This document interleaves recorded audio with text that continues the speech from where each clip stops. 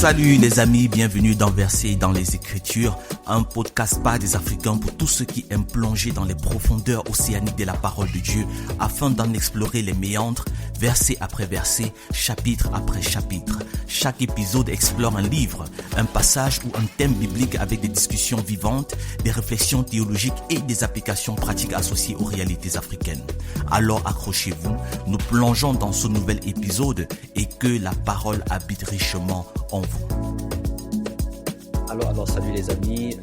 Aujourd'hui, nous allons parler d'un thème qui va précéder tous les podcasts que nous aurons en ce qui concerne la littérature biblique ou la parole de Dieu en elle-même, ou bien plus précisément la Bible, le contenu biblique et ainsi de suite, parce que j'ai prévu que nous parlions des épîtres de Jean. Mais avant, continuons de parler de nos réalités, des réalités africaines, continuons de parler de l'identité africaine. Et le thème que je vous propose aujourd'hui est un thème qui est vraiment essentiel dans la mesure où, à mon avis, il n'est pas encore vraiment abordé ni dans la communauté chrétienne africaine, ni dans la communauté kémite, si ce n'est dans un sens beaucoup plus péjoratif, ni sur le plan académique, à ce que je sache. Le thème que je vous propose, c'est vraiment un thème qui touche en même temps l'identité africaine et la spiritualité, j'ai envie de dire, chrétienne. Et j'ai intitulé ça de cette manière, vous comprendrez pourquoi. Chrétien africain ou africain chrétien, : comment concilier la foi chrétienne avec l'identité culturelle africaine. Donc voilà, là on est déjà dans une thèse de doctorat en réalité. Mais bon, nous sommes des personnes intelligentes, des personnes avec une certaine expérience de vie et nous pouvons y arriver. N'est-ce pas? On va s'y lancer et j'espère que cette réflexion donnera aux prochaines générations le moyen de formuler encore davantage cette tension qui existe dans la communauté africaine en général, que ce soit celle-là qui est en Afrique ou bien la communauté en diaspora. Donc, mais avant de plonger dans le vif du sujet, je souhaite évoquer la pensée d'un grand penseur, voilà, qui a marqué le débat. J'ai nommé Biancato. Pour ceux qui ne le connaissent pas encore, Biancato est l'un des premiers à réclamer l'authenticité de la foi africaine, loin des influences occidentales dans un contexte vraiment colonial. Théologien et leader d'opinion d'origine nigériane et décédé en décembre 1975, Biancato a prononcé la célèbre citation suivante: Let African Christians be Christian Africans. Je répète, Let African Christians be Christian Africans. Donc, en français, ça donnerait quelque chose du genre: il faudrait donner la liberté, laisser les chrétiens africains être des Africains chrétiens. Donc, c'est une réflexion purement philosophique, donc vous comprenez qu'il y a une certaine profondeur. Parce que par ces mots, il nous invite à repenser la manière dont le christianisme est vécu sur notre continent, afin qu'il reflète véritablement nos réalités, nos traditions et notre histoire. Et il faut dire qu'à partir dans le contexte dans lequel il prononce cette phrase où il fait cette réflexion, c'est dans un contexte vraiment colonial.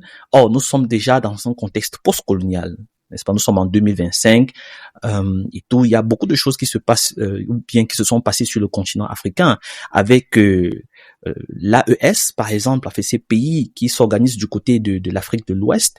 On vit vraiment un moment historique en Afrique, même sur le plan géostratégique, sur le plan de l'indépendance. On voit comment des pays africains se lèvent et ne parlent pas seulement d'indépendance de manière à la volée, mais de manière vraiment factice. On est dans les faits, on voit des bases militaires étrangères être fermées, ça et là. Donc c'est assez intéressant. Et puis nous, théologiens de l'heure, nous devons adapter le discours, on va dire le discours spirituel à cette réalité-là. Donc aujourd'hui, je vous propose de décortiquer cette problématique en deux volets complémentaires. Dans la première partie, nous verrons comment, dans certains cas, le christianisme peut devenir une force qui conduit l'individu à fuir ou à régner son identité culturelle. Nous parlerons alors du chrétien africain. Donc le chrétien africain, celui-là qui, à cause du christianisme, fuit ou renie son identité propre. Et dans la seconde partie, nous analyserons une réalité tout aussi complexe, celle de l'Africain chrétien, c'est-à-dire un Africain qui, tout en embrassant la foi chrétienne, conserve et même subordonne sa culture à des pratiques souvent syncrétiques. C'est-à-dire que c'est un chrétien qui est conscient de son identité culturelle, mais à un moment donné, la culture prend le dessus sur son identité spirituelle dans la foi chrétienne en quelque sorte. Et vous voyez que ce n'est pas vraiment évident à nommer ce genre de choses, mais ce sont des phénomènes que nous vivons tous les jours. C'est pourquoi je vous prie de rester avec moi pour cette exploration qui, je l'espère, vous permettra de mieux comprendre les enjeux identitaires et spirituels qui traversent notre société. Voilà, donc là nous faisons un break musical.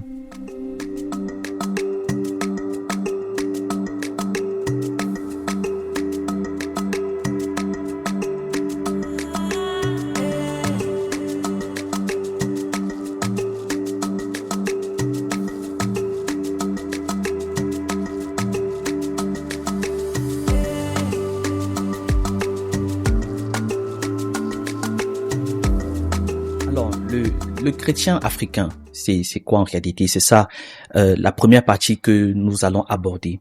Le phénomène du chrétien africain, c'est un phénomène dans lequel nous observons une tendance chez certains Africains à adopter le christianisme en allant jusqu'à fuir, régner, voire abandonner leurs propres racines culturelles. En d'autres termes, le christianisme et son système religieux associé. Autant dit qu'il faudrait aussi définir le christianisme, mais pour ça, je vous ferai une recommandation de littérature. Donc, le christianisme et son système religieux associé devient tellement central que le chrétien africain finit par anéantir une identité qui devrait, à mon avis, pourtant être considérée comme un don de Dieu, sinon Dieu ne le ferait pas africain. Vous voyez, l'histoire nous montre que le christianisme en Afrique est marqué par une influence occidentale qui, dès l'époque de la colonisation, a introduit un modèle de foi souvent en décalage avec les réalités locales. On peut même, de manière historique, identifier cette influence-là, cette influence occidentale, même avant la colonisation. Mais ça, c'est un autre débat. Les missionnaires, et par la suite l'interprétation biaisée de la Bible, ce que nous appelons en termes techniques l'herméneutique, ont joué un rôle majeur, c'est-à-dire les missionnaires et cette interprétation biaisée ont joué un rôle majeur dans la formation d'un christianisme parfois déconnecté des cultures locales ou ancestrales. Et à force de vouloir se civiliser, entre guillemets, ou se moderniser, certains croyants finissent par considérer leur héritage traditionnel comme un fardeau, voire un obstacle à une spiritualité qui se veut pure, entre guillemets. Et là, on peut se poser réellement la question, qu'est-ce qui rend pure la spiritualité africaine? Qu'est-ce qui rend pure notre foi, en fait?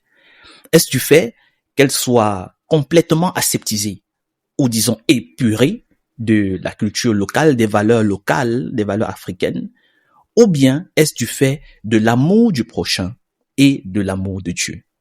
J'espère que vous suivez déjà mon regard. Je vous donne un exemple. L'apôtre Jacques affirme dans son épître, Jacques 1, verset 27, que, je cite, « La religion pure et sans tache devant Dieu notre Père consiste à visiter les orphelins et les veuves dans leurs afflictions et à se préserver des souillures du monde. » Dites-moi, les amis, chers auditeurs, en quoi est-ce que la culture africaine est contre cette vérité biblique?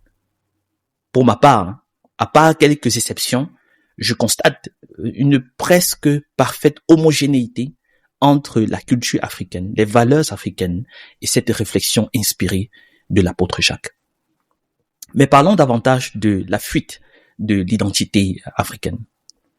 Pour beaucoup, l'adhésion au christianisme est perçue comme une opportunité d'atteindre une certaine forme de modernité ou d'ascension sociale d'une part et aussi d'une sorte d'ascension spirituelle d'autre part.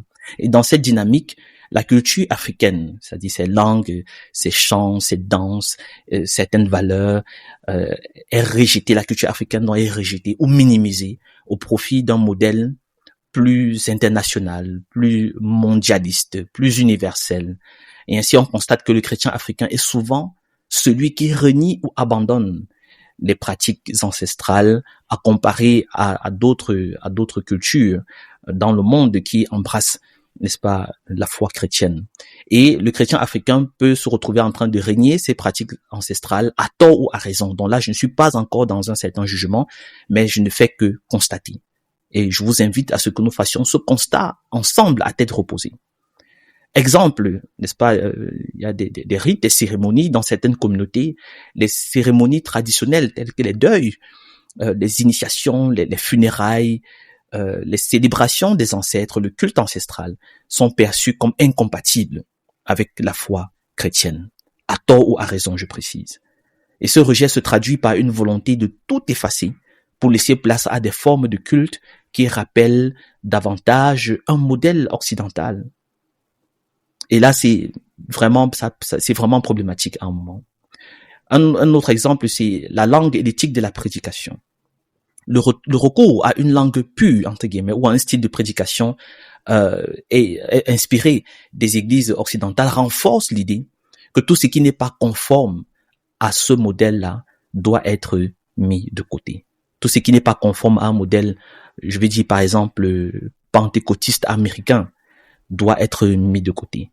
Parce qu'il est souvent considéré comme inférieur, comme pas assez évolué, ou rétrograde, par exemple, ou trop ancien. Donc ça c'est une part du problème. Une autre part du problème, c'est le lavage du cerveau, qui est souvent décrié par nos amis kémites. Et c'est vraiment un aspect inquiétant, puisque là, on observe une sorte d'endoctrinement qui peut survenir, ou même qui survient, ça, on a le regret de le dire, dans plusieurs milieux chrétiens.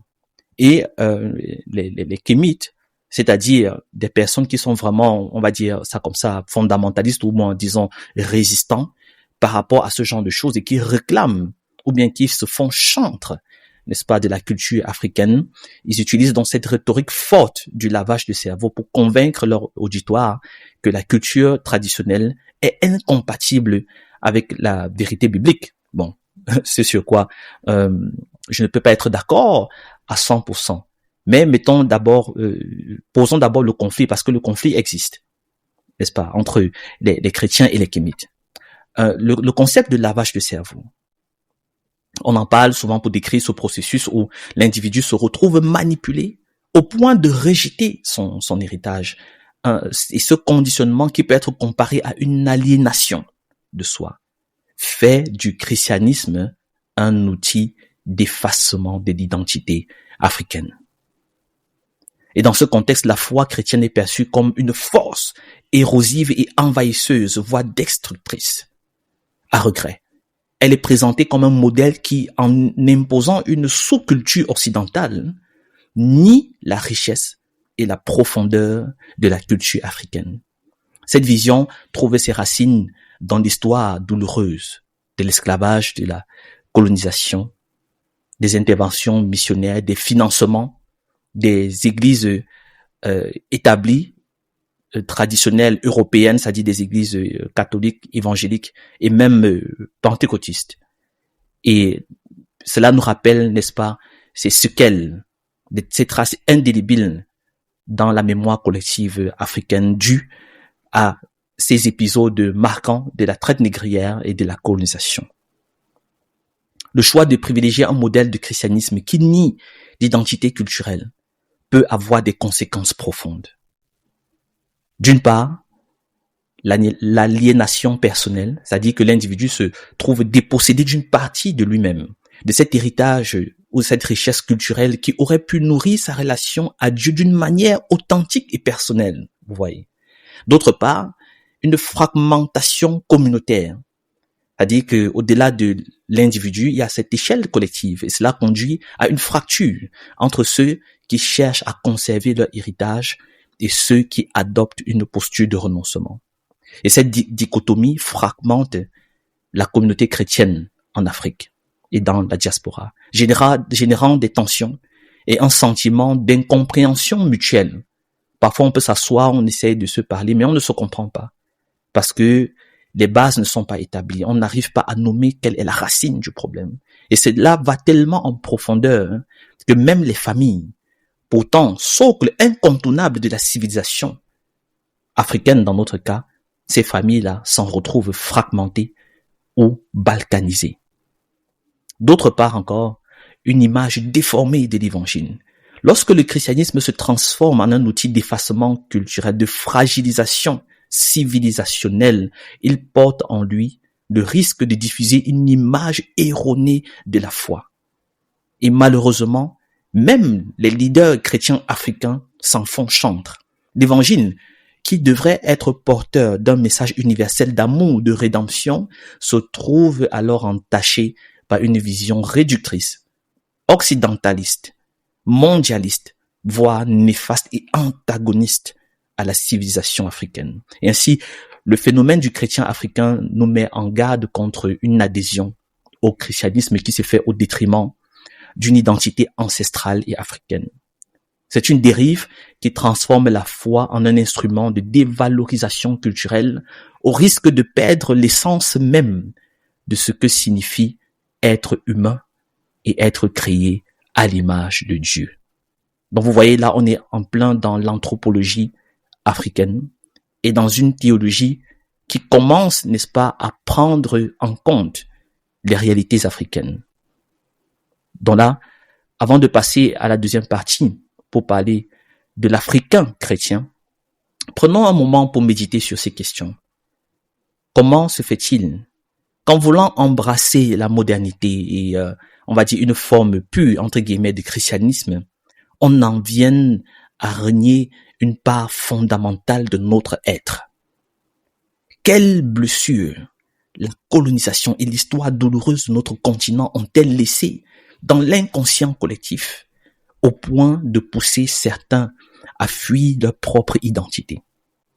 Comment se fait-il que le Christ qui prêche l'honneur du Père et de la Mère devient celui-là qui brise nos familles, nous montant apparemment les uns contre les autres? Comment cela se fait-il? Réfléchissons.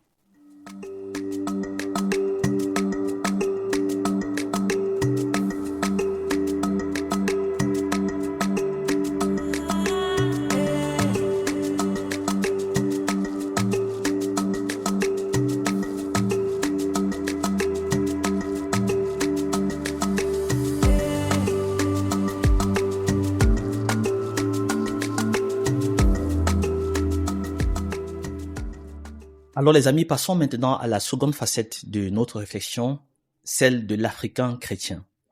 Dans ce cas, nous observons que malgré leur conversion au christianisme, de nombreux Africains ne parviennent pas à renoncer à certaines pratiques ou rituels traditionnels. Et ici, l'identité culturelle reste prépondérante, parfois même au détriment d'une manipulation profonde de la parole de Dieu. Autant dit qu'on n'est pas sorti de l'auberge. Donc là, on va dans un premier temps parler d'une persistance, de la persistance d'une identité culturelle forte. Donc pour l'Africain chrétien, l'appartenance à une culture millénaire est une réalité qui ne peut être effacée. Et ça, on peut très bien le comprendre. Au lieu de régner leur tradition, certains choisissent donc de les intégrer, consciemment ou non, dans leur vie chrétienne. D'une part, nous avons la valorisation des rites traditionnels, que ce soit à travers des cérémonies de purification, des danses rituelles, des prières en langues ancestrales, et ça existe aussi. L'Africain chrétien continue d'exprimer une partie de son identité qui lui est propre. D'autre part, on a la persistance des symboles culturels, des symboles, qu'ils soient des symboles vestimentaires, vraiment ce qui est très bien, toujours la bienvenue, des symboles artistiques ou même liés à la musique. Ces symboles deviennent des éléments indissociables de la pratique religieuse en Afrique. Ainsi, la richesse des rythmes, des chants et des danses se retrouve intégrée dans les louanges du dimanche, créant un mélange singulier entre tradition et modernité. Et j'en veux pour exemple le phénomène Nathaniel Bassey avec ses chants ancrés dans la culture africaine, où il utilise dans des noms de Dieu, par exemple, qui viennent de la Bible, mais qui viennent aussi de sa propre tribu, par exemple. Et Nathaniel Bassey est là, il n'est pas là en singleton. Il y a plein d'exemples comme ça sur le continent. Donc ça, c'est ce qui concerne la persistance, n'est-ce pas, de l'identité culturelle africaine qui parvient à s'exprimer dans l'expression de la foi, parfois même à s'imposer dans les cultes de dimanche. Donc de l'autre côté, nous avons le syncrétisme. Ah là là, le syncrétisme, vraiment, c'est énorme. Le syncrétisme dans ce contexte, ou en termes de définition, désigne la fusion de deux systèmes de croyances, et dans l'autre cas, la foi chrétienne et les traditions ancestrales africaines. Exemple que je peux donner, c'est un des exemples de rites de guérison et de purification. Dans certaines communautés, le baptême ne se limite pas seulement à un simple rituel d'initiation chrétienne. Il est souvent associé à des rites de purification traditionnels, surtout par exemple lors des rites de veuvage, rappelant des pratiques pré-chrétiennes qui visaient à purifier l'âme et le corps. Donc, de l'autre côté, en termes d'exemple aussi, nous avons la vénération des ancêtres, n'est-ce pas? C'est un exemple frappant, parce que même après leur conversion, beaucoup d'Africains continuent de rendre hommage à leurs aïeux, considérés comme des guides et des protecteurs. Et cette pratique se retrouve parfois dans des prières ou des offrandes, mélangeant même la louange chrétienne à une forme de respect ancestral. Donc vous voyez combien est-ce que ça peut être dynamique et on va dire énigmatique même à un moment donné. Et puis comme nous avons aussi dit dans un premier temps, les expressions artistiques et musicales. Mais avec ce syncrétisme-là, nous avons quand même un problème. Parce que si cette intégration, ce mélange, cette fusion peut paraître enrichissante sur le plan culturel, elle n'est pas sans poser des questions quant à la pureté ou l'intégrité du message évangélique, de l'évangile. Parce que là, on se retrouve à un christianisme à double visage. Une foi chrétienne qui a deux têtes, si vous voulez. L'Africain chrétien adhère au christianisme en fonction de ce que le système peut lui apporter en plus, en termes de puissance, de protection, d'appartenance ou bien de guérison miraculeuse, plutôt que par une réelle transformation intérieure par la parole de Dieu. Rappelons-nous de Romains 12, verset 1, où Paul appelle vraiment à cette métanoïa, c'est-à-dire une transformation de l'intelligence au travers de la parole de Dieu notamment, et même aussi au travers de la foi, telle que c'est exprimé dans Hébreux 11, verset 1 à 3. Le risque ici est de voir la foi devenir comme un simple accessoire, modulable en fonction des besoins et des contextes, sans pour autant provoquer dans cette métanoïa une métamorphose profonde du cœur et de l'esprit. Donc, et à côté donc de ce christianisme à double visage, on a une déviation forcément par rapport au standard biblique. La tentation du syncrétisme conduit parfois à une pratique du christianisme qui s'éloigne progressivement des enseignements bibliques. Ce glissement peut entraîner des interprétations erronées de l'évangile où les rites traditionnels se substituent aux vérités scripturaires, créant ainsi une version adoucie ou déformée du message originel.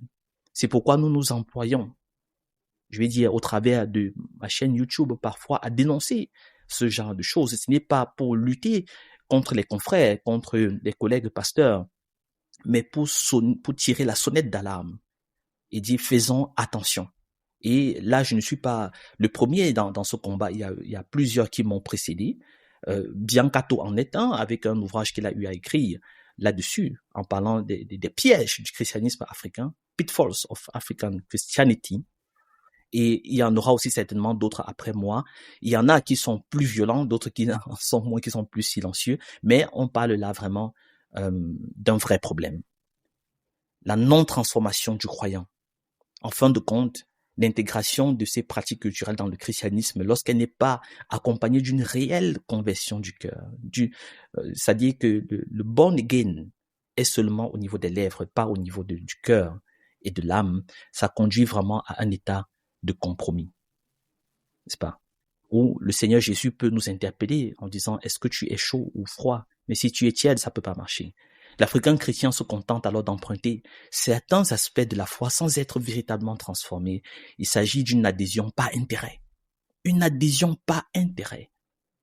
C'est ça, aujourd'hui, le christianisme africain auquel nous faisons face.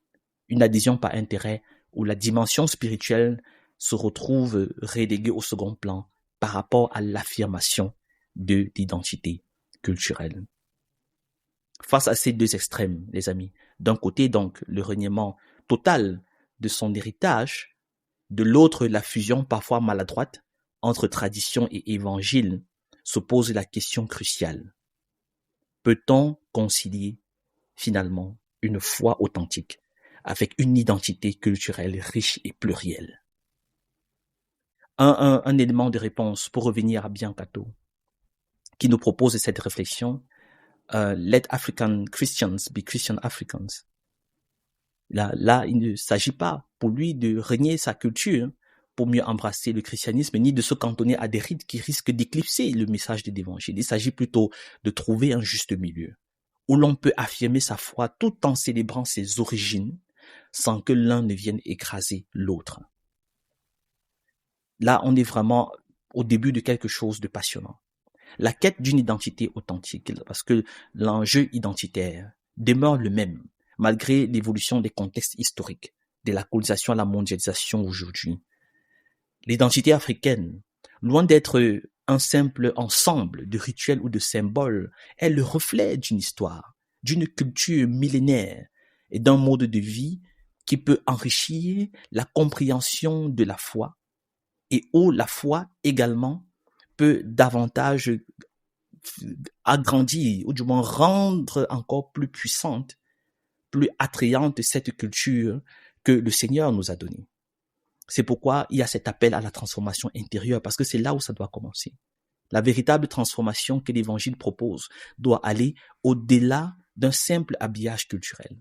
Elle doit pouvoir toucher le cœur, insister à une réflexion profonde sur ce que signifie être un enfant de Dieu, tout en honorant l'héritage de nos ancêtres, ou si vous voulez, être un enfant de Dieu en Afrique, être un enfant de Dieu africain. C'est là le défi de l'Africain chrétien authentique, intégrer le meilleur des deux mondes sans tomber dans le piège du compromis superficiel.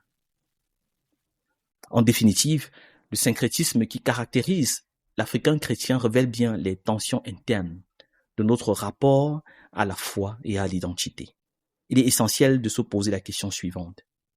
Sommes-nous réellement transformés par la parole de Dieu ou par la vertu du Saint-Esprit, ou bien adoptons-nous le christianisme en fonction de ce qu'il peut nous apporter sur le plan culturel, humain et social, et ainsi de suite. Cette interrogation nous ramène à l'essence même de la conversion, qui ne doit pas se limiter à un assemblage de pratiques, mais viser une véritable transformation de l'être. Petite transition musicale, et puis nous concluons notre épisode de ce jour.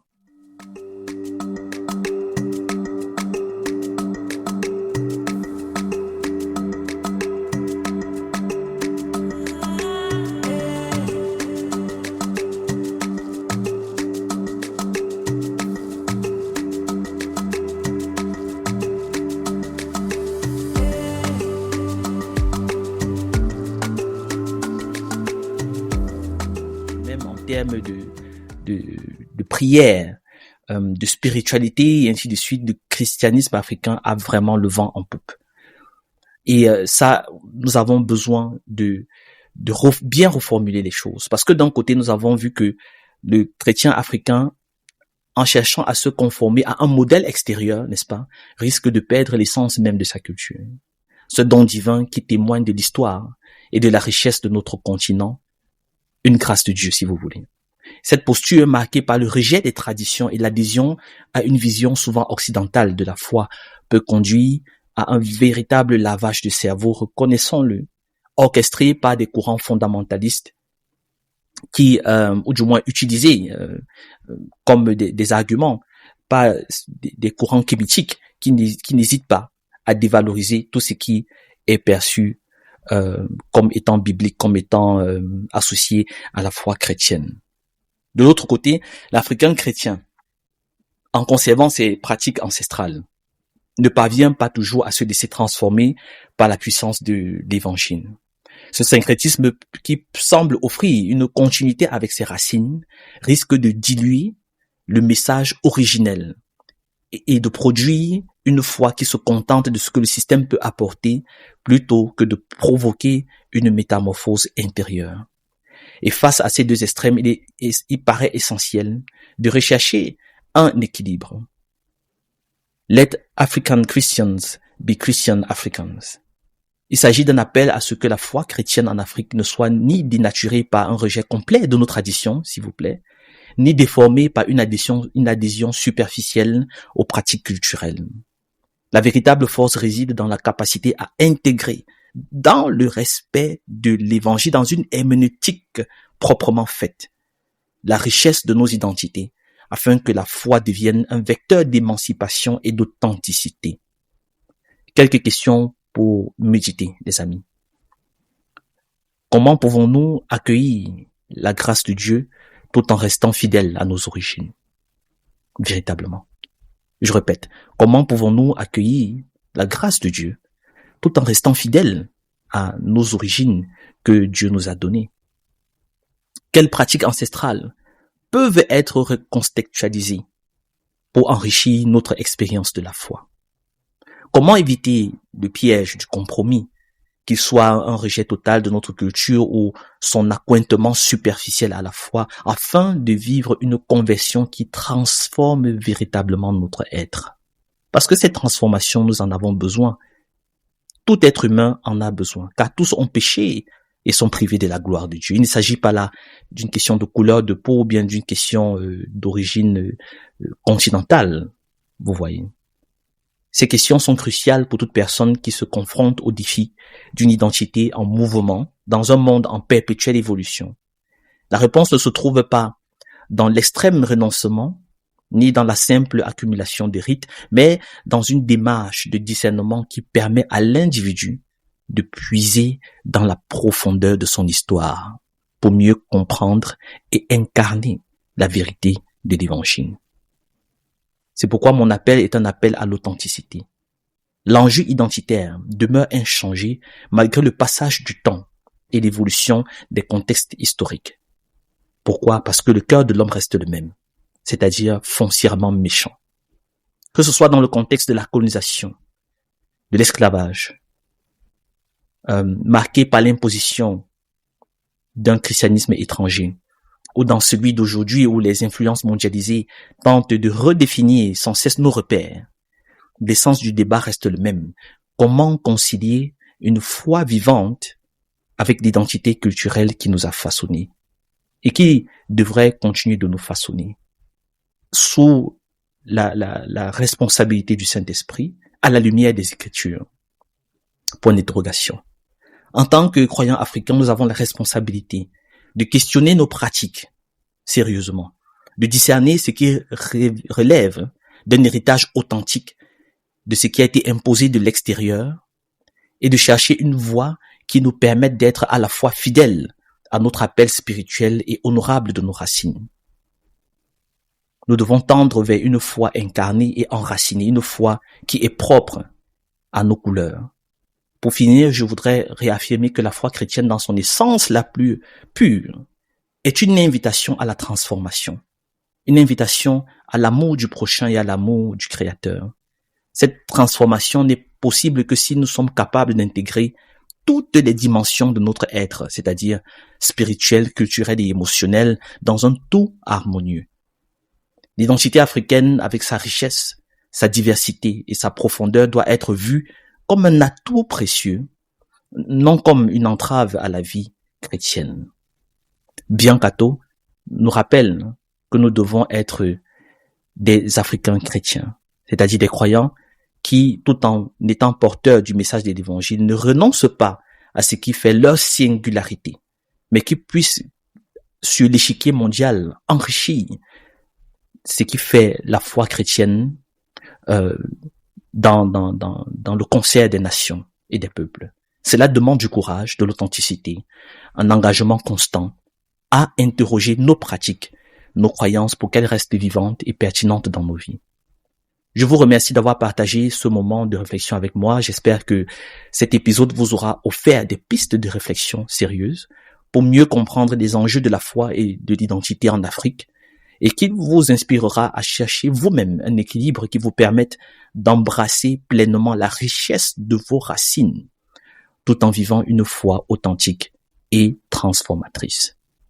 Pour plus approfondir la thématique en termes de littérature, je vous recommande cet ouvrage que j'ai coécrit avec Patrick Kwanguin, intitulé « Chrétiens et Kémites, du conflit fratricide à l'urgence de l'union ». Chrétiens et Kémites, du conflit fratricide à l'urgence de l'union, où je parle précisément d'un possible dialogue christo-panafricaniste avec un regard politique dans un contexte postcolonial. Autant le dire, cet ouvrage et cette discussion que nous venons d'achever sont d'une rareté et sont une première à mon avis. Et gloire à Dieu pour cela. N'hésitez pas à me faire part de vos commentaires, de vos réflexions via les réseaux sociaux, par email. La discussion ne fait que commencer. Et comme je l'ai dit, j'espère que les générations après nous feront un meilleur travail en termes de recherche académique et d'ouvrages un peu plus fournis. Et c'est ensemble que nous pourrons construire une vision de la foi qui honore notre passé, n'est-ce pas, qui la remet en question dans le bon sens du terme et ouvre la voie à un avenir éclairé par la vérité de l'Évangile. Que Dieu vous bénisse et vous guide sur le chemin de la vérité et que la parole habite richement en vous. Merci d'avoir écouté cet épisode jusqu'à la fin. Nous espérons qu'il vous a édifié et davantage rapproché du Logos, Jésus-Christ, la parole faite chair. Que le Seigneur vous bénisse et au prochain épisode. Bye bye.